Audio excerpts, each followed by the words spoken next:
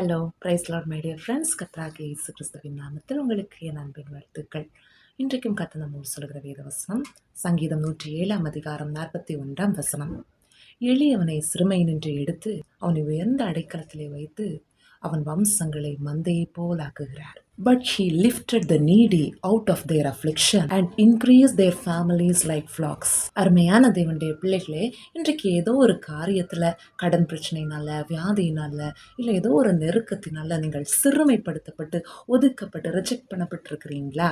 உங்களை பார்த்தான் கர்த்தர் சொல்கிறார், நீங்கள் எந்தவித நெருக்கத்தில் இருந்தாலும் கிறிஸ்துவுக்குள்ளாக நீங்கள் மறைக்கப்பட்டிருக்கிறபடியால், இயேசப்பாவுடைய சிட்டிகளின் நிழலில் நீங்கள் மறைக்கப்பட்டிருக்கிறபடியால் உங்களுக்குரிய நன்மைகள், உங்களுக்குரிய ஆசீர்வாதங்கள் நிச்சயமாய் உங்களை வந்து சேரும்.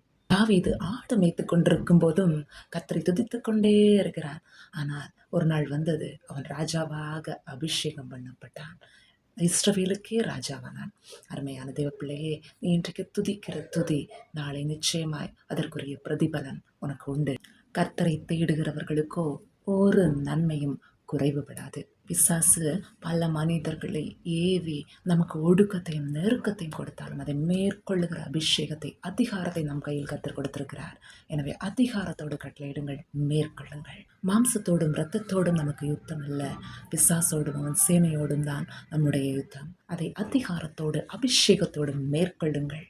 கர்த்தர் பெரிய காரியங்களை செய்வார். அவன் நம்முடைய சத்துருக்களுக்கு முன்பாக நமக்கு ஒரு பந்தியை ஆயத்தப்படுத்தி நம்முடைய தலையை எண்ணெயால் அபிஷேகம் பண்ணுகிற தேவன். தைரியமாய் முன் செல்லுங்கள், பரிசுத்த ஆவியானவர் வழி நடத்துவார். உங்கள் நெருக்கங்கள், ஒடுக்கங்கள் மாறும் இயேசுவின் அதிகாரமுள்ள நாமத்தில். கர்த்தர் தாமே இந்த வார்த்தைகள் மூலமாய் நம்மை ஆசீர்வதிப்பாராக. ஆமென். God bless you all. Bye bye.